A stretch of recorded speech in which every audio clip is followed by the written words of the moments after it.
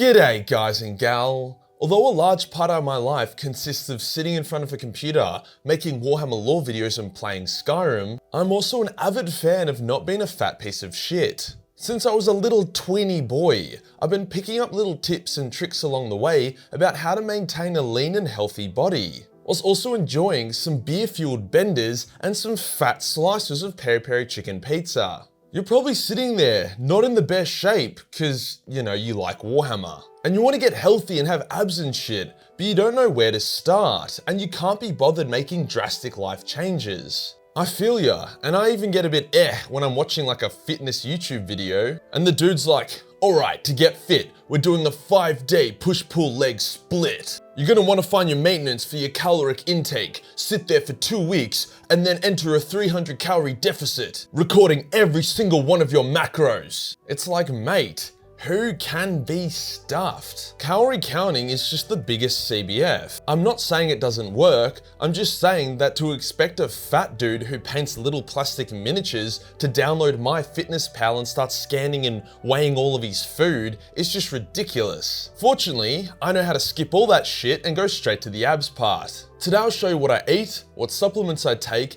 and other general tips and tricks that I implement in my life to lose that gut of yours and send your self-esteem through the roof. These tips will also really help you if you're someone that's like really lanky or skinny fat and you struggle to put on muscle. Then I'll finish up with showing you my ab workouts so you can really make those bad boys pop. The point of watching this fitness video instead of all those other fitness ones done by like, you know, bodybuilders and stuff, is that my life isn't fitness. I can have a good healthy physique but still be a huge Warhammer nerd, which is probably relatable and what you're after. This video will also detail how to drink alcohol regularly and not blow out. And I think this is a bit obvious, but I need to say it anyway. I've never taken any form of roid or injected anything into my scrotum.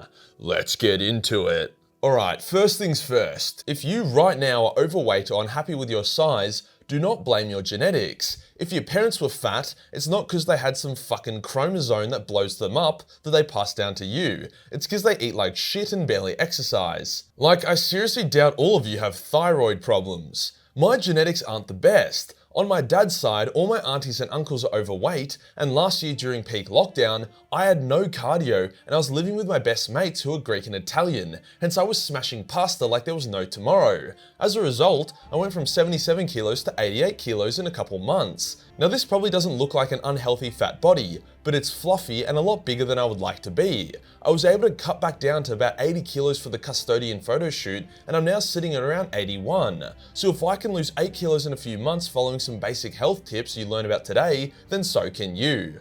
The very first thing that you're going to want to do on your quest to stop being a fat piece of shit is to cut out or massively reduce empty calories. Empty calories refers to food or drink that offers next to zero macro or micronutrient value. This is shit like candy bars or full sugar cokes, but it doesn't necessarily include stuff like burgers or pizza. Like, every bite or sip of an empty caloric drink is genuinely killing you. I can guarantee that the majority of your fat or your health issues would come from excessive empty calories. Now, if I was one of those roidy fitness channels, I would just be like, alright, first step, cut out all that, no worries. But I know that's unrealistic. Sugar addiction is a huge thing. So what I started doing for myself that's worked amazingly is started replacing empty caloric food. Fortunately, these days, there are a ton of no sugar or low sugar or even healthy alternatives that emulate empty caloric food but aren't. To replace fizzy drinks, drink sparkling flavored mineral water.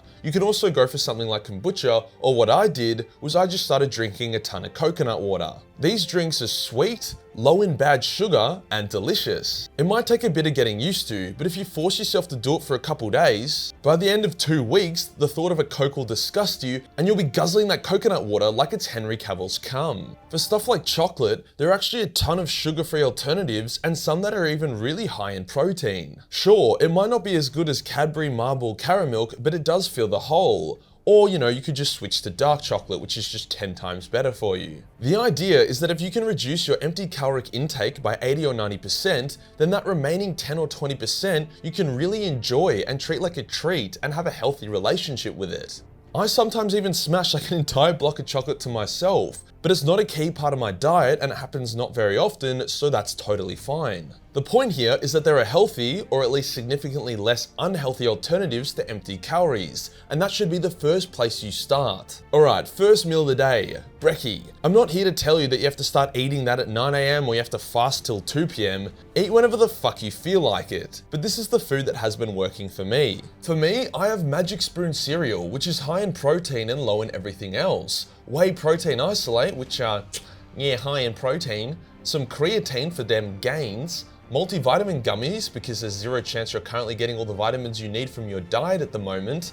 Ashwagandha gummies to boost testosterone. Collagen gummies to maintain skin and hair health. And for the protein shake and cereal, I'm a huge slut for oat milk, so that's my go-to. You can swap the oat milk for normal milk or soy milk or whatever you want if you'd like to, it really doesn't matter.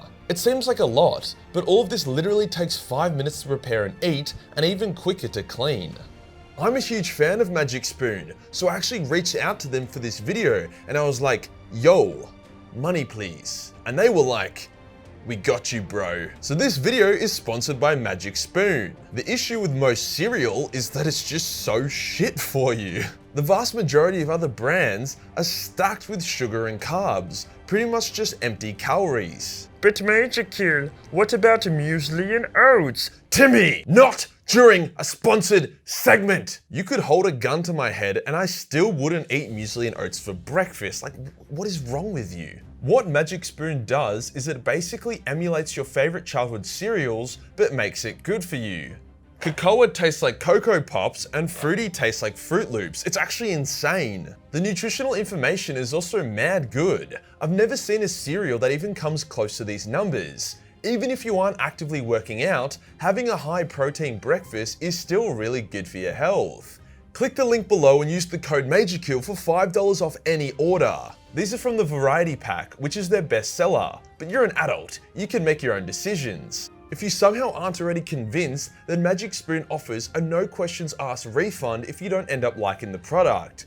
Wow, it's rare to see a company with that much confidence in their product these days. Huge thanks to Magic Spoon for the sponsor. I love working with brands that I'm already a customer of.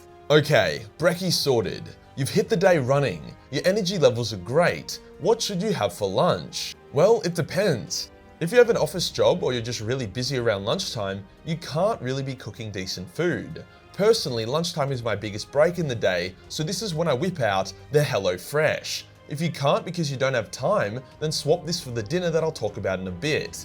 Now, I tried to also get HelloFresh to sponsor this video because I'm a greedy little money-loving capitalist, but they didn't get back to me. Bastards. Regardless, their product is good and will pump you with so many nutrients that you'll feel like a factory farmed chicken, in a good way. Basically, what HelloFresh does is send you 4 to 5 different recipes along with their ingredients per week. Each recipe has 2 to 4 servings in it depending what you're after or how many people need to be fed. The meals are unreal, delicious as fuck and packed with protein. Because of how the meals are and how good the recipe instructions are, it only takes like 20 to 40 minutes to cook each meal, which really isn't that much time. But I know that isn't realistic in an office, so if you can't have this for lunch, then have it for dinner. Even if you live by yourself like I do. It's great, as if you work out a lot, then eating the double serving in one go is a vibe. If not, then just chuck what you can't eat in the fridge for later. Unfortunately, I don't have a discount code or anything cause, yeah, no sponsor, but I'm a huge believer in this product and brand. Like, each of these pages represents a meal. Look how many I've had. Pricing is also decent, comes to about $7 per serving all up. Okay, so you've had a fucking hectic brekkie, a hectic lunch, you're the opposite of an Ethiopian right now. What is for dinner? Well, as I said, if you didn't have time during lunch for your HelloFresh, this is when you'd have it. However, if you do have time for HelloFresh during lunch, then for dinner, I would recommend a pre-made meal. There's plenty of brands out there that make good pre-made meals. The ones I like are only in Australia, but have a play around and see what you find delicious. Big thing to look out for is to make sure the protein count of the meal is above 30 grams minimum and that the fat content is not higher than the protein. I would also aim for ones that have been vacuum sealed or put in the fridge rather than snap frozen. Vacuum sealed just makes it a lot fresher. This Chipotle chicken is fucking sick because its protein is wildly high, yet the fats and carbs aren't crazy. The only downside to these is that you can get kinda sick of them because they don't have too much variety and they lack the freshness of HelloFresh. If you have time and like cooking, then by all means, ditch the ready-made meals and cook yourself some nutritious food. But like, I personally can't be fucked cooking twice a day, so this is the perfect solution for me. Now this might seem like a lot of food, doesn't seem overly productive for losing weight, but it's all about the portion sizes. You can have less Magic Spoon, even though it's, pretty low in calories to begin with. You can only have one serving of HelloFresh at a time. I personally have both, but you don't have to.